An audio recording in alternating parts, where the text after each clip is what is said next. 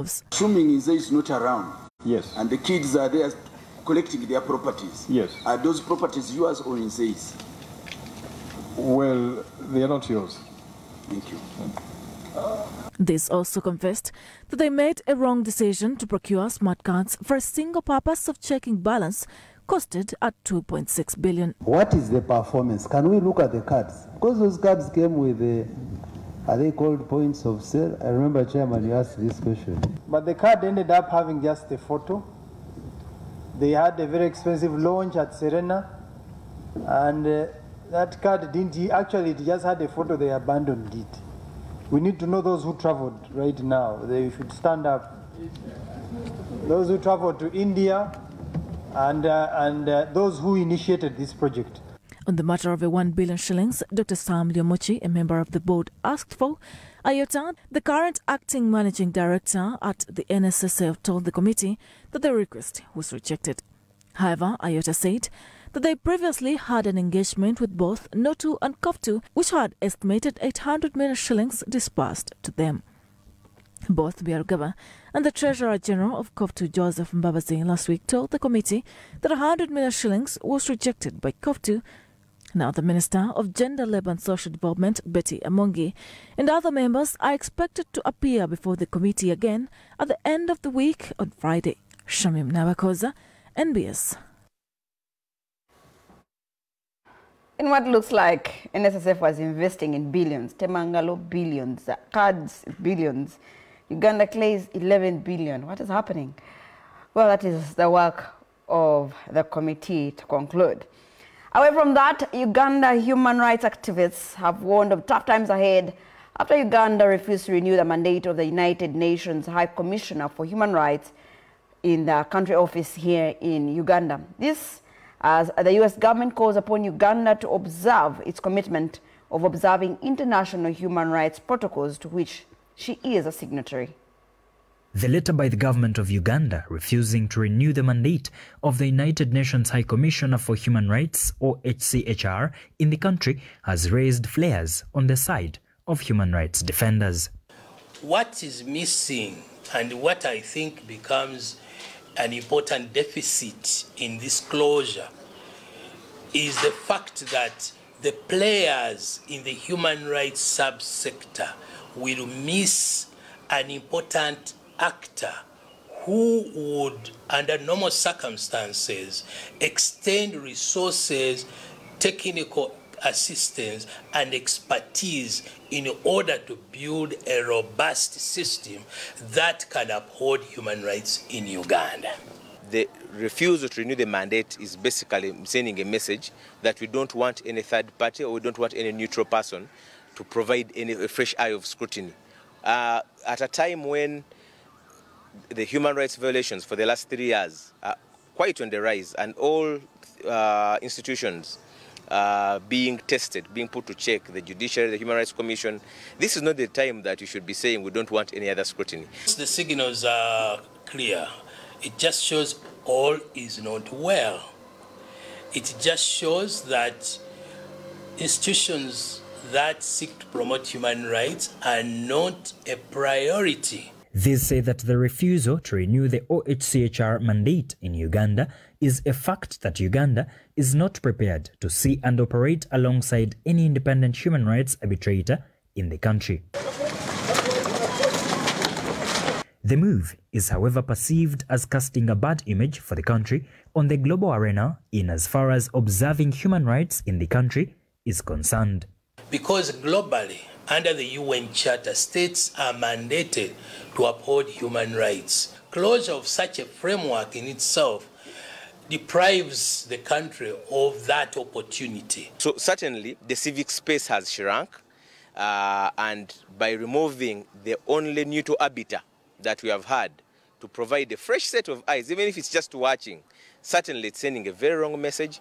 The bold move by the government has equally drawn the attention of the United Nations government through its ambassador to Uganda, Natalie E. Brown, who is calling on the government to strictly adhere to international human rights protocols. We call on them to fulfill those commitments and to live up to what's in the Ugandan constitution, which is very clear about the protection for human rights, as well as commitments, under the UN Charter and other international treaties that Uganda has signed on to. Activists now say the decision is a government crackdown on civic space following the suspension of Democratic Governance Facility, DGF, and over 54 NGOs last year. Alex Mugasha, Julius Kitone, NBS Sunrise.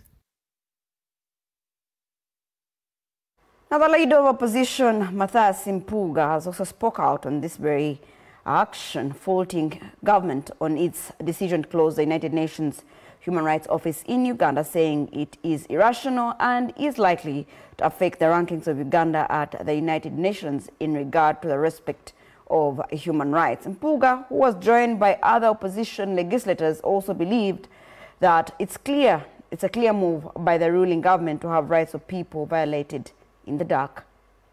The High Commission of Human Rights. The leader of opposition in Parliament, Mathias Mpuuga, has spoken out on the closure of the United Nations Human Rights offices in Kampala, saying it could have links to the Kyagulanyi petition following the 2019 riots in Kampala.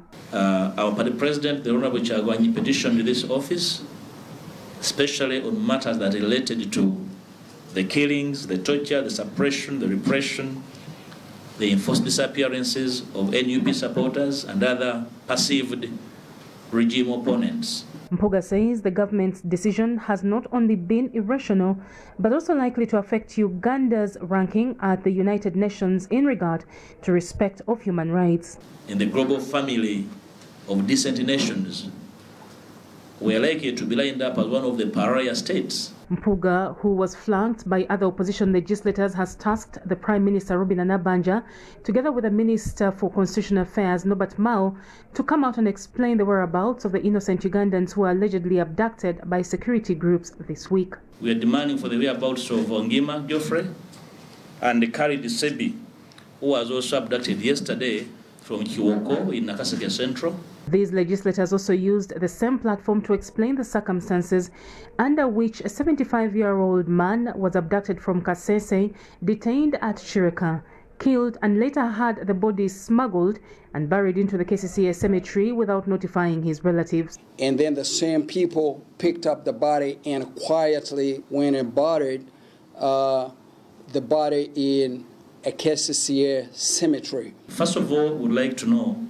from the police whether Chireka is a court. The legislators are now demanding for an independent pathological test of the body to examine the extent of torture that was inflicted on the deceased before he passed on. Muzee's body will be subjected to a independent pathological process. Linda Ndumwami, Sam Ibanda Mgabi, NBS Sunrise.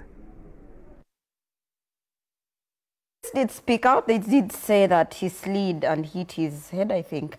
That was the spokesperson, Fred Enanga, speaking yesterday. Well, those are demands from the opposition. Now, Serere is on fire. The by-elections will be taking place. Nominations, I do think, start today and tomorrow.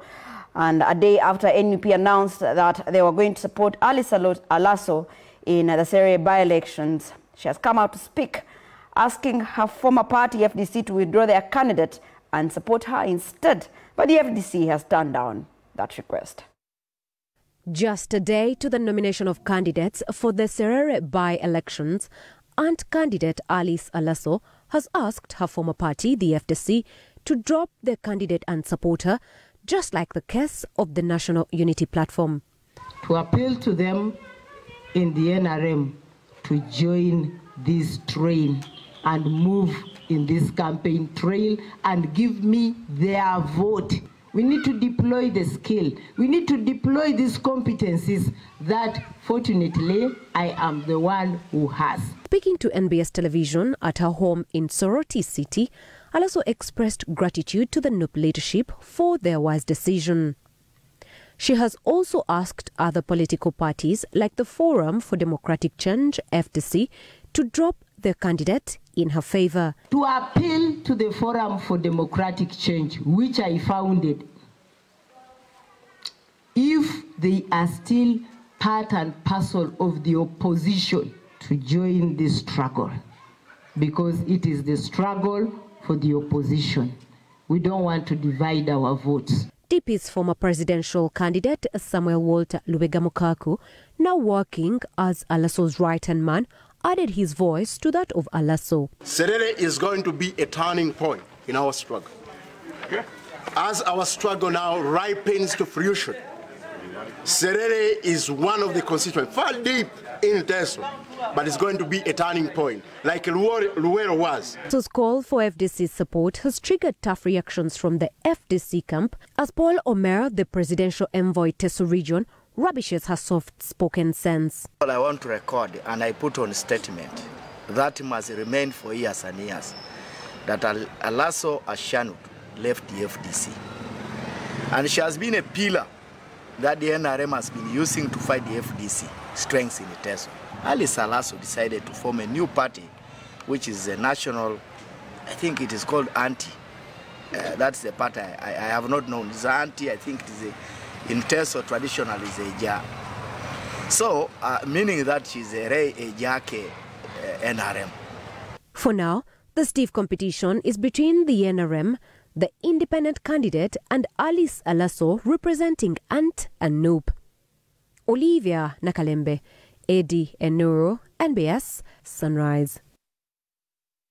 Well, thank you from the FDC. Quite interesting times. I wonder where this leaves. The opposition and the NRM is not coming to play. Away from that, Uganda is set to host the first East African Cyber Security Congress in July, with a view of creating more awareness about increased cybercrime around the globe caused by increased digitization. This, as 90% of the businesses in East Africa are not cyber secure.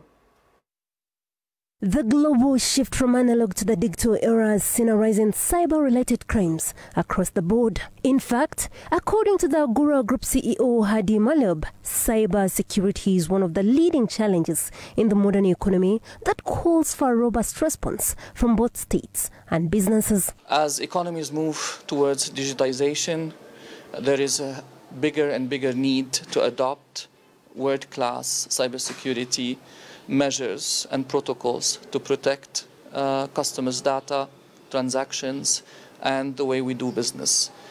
In response, the Agora Group is partnering with the Ministry of ICT to organize the first East African Cyber Security Congress, due to take place in Kampala from the 24th to the 25th of July 2023. The Congress will focus on sensitizing local companies about strategies to safeguard their clients' data from being accessed by hackers. It's inevitable. The world is getting digitized on a daily basis. People are moving away from papers, getting into digital space. So the hackers are also not sleeping.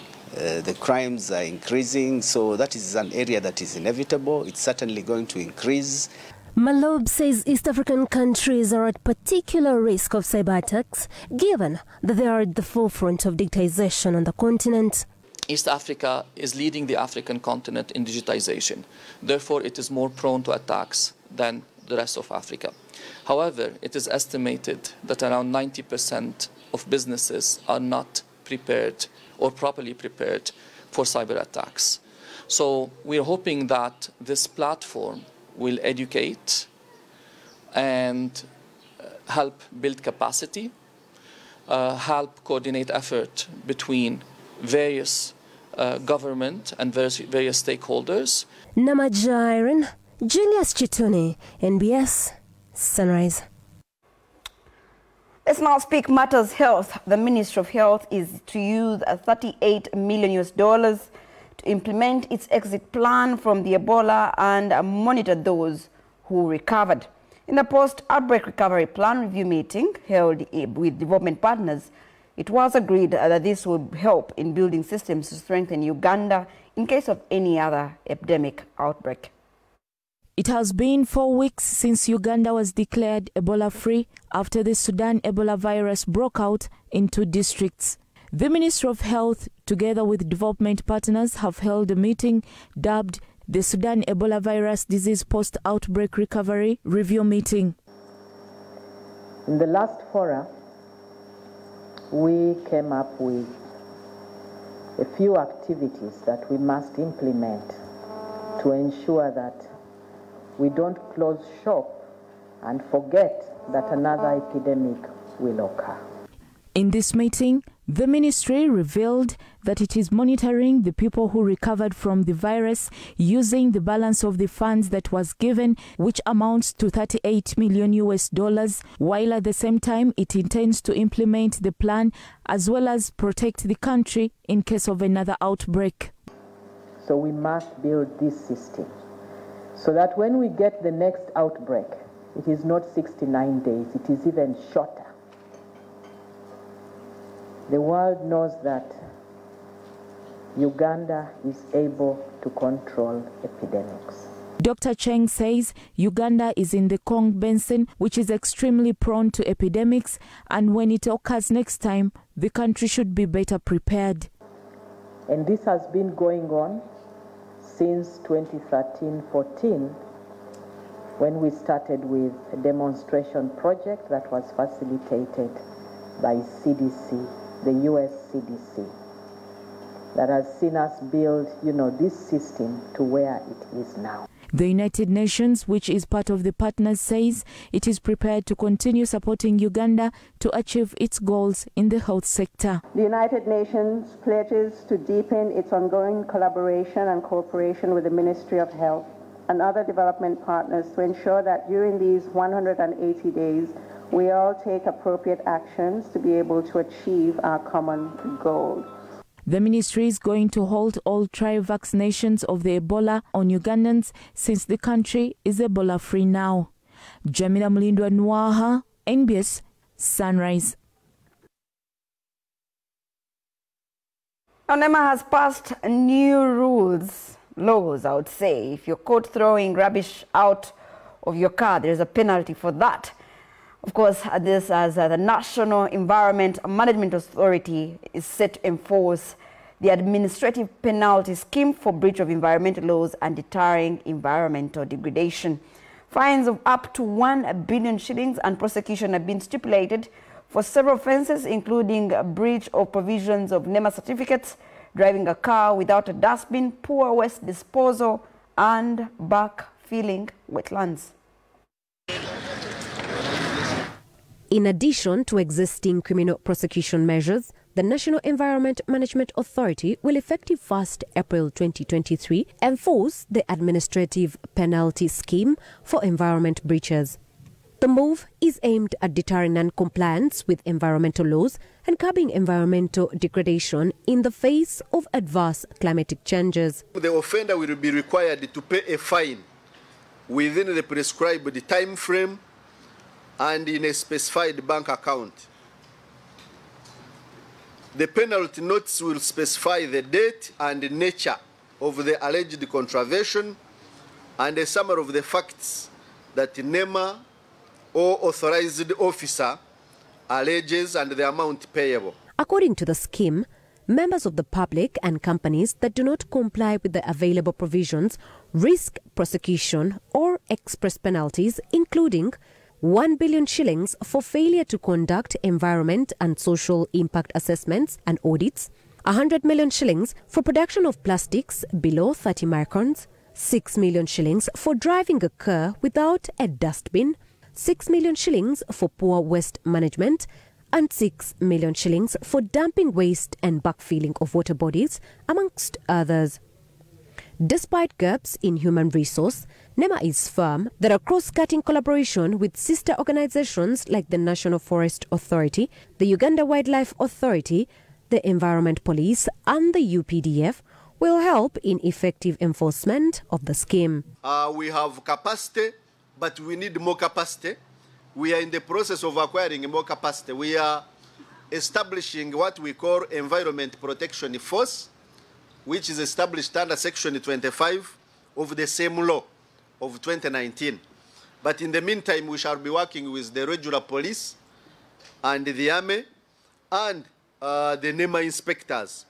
But we shall also be working with other lead agencies. The Executive Director of NEMA, Dr. Akankwasa Barirega, has therefore urged the general public to protect the environment to avoid falling victim to the new deterrent measures. This new scheme increases human interaction with money and could be a pathway to corruption. NEMA is, however, confident that it shall employ intelligence and also automate its systems to curb this vice.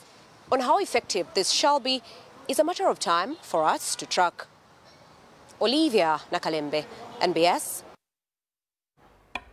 Not sure if I want a dustbin in my car, but also very importantly, just to follow what NEMA has guided. Make sure you do not throw things or rubbish out of your car.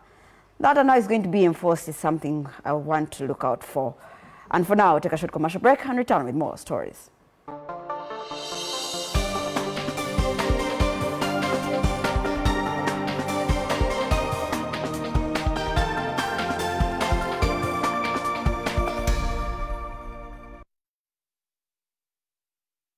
Explore, enjoy and dance to the latest content, beats and kawozi from Uganda and beyond. Simply go to your Play Store or App Store right now, find Afro Mobile, download it straight to your phone and get started. Is it TV you want? Simply open the app, click on TV, select the channel you want and watch live. Are you busy right now? Then check out On Demand or enjoy in your free time.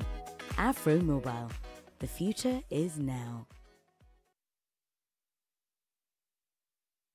Big Talk every week. Discussions around current affairs take center stage. We need a political consensus first. These discussions affect all of us and shape how Uganda is run. How best are we going to correct things which are happening behind our backs? And here at Next Radio, we take that very seriously. If you're looking for quality debate, holding power accountable and getting to the bottom of every issue, this is the Big Talk. Good morning. Catch the Big Talk with Kanari Mugume every Saturday, 9 to 11 a.m. only on Next Radio.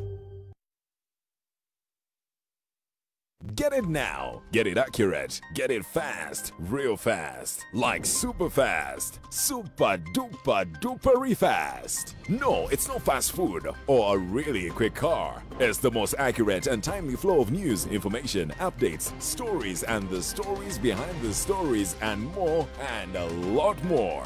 The Now Post. Get it and be the first to break the news. The Now Post. Accurate news fast.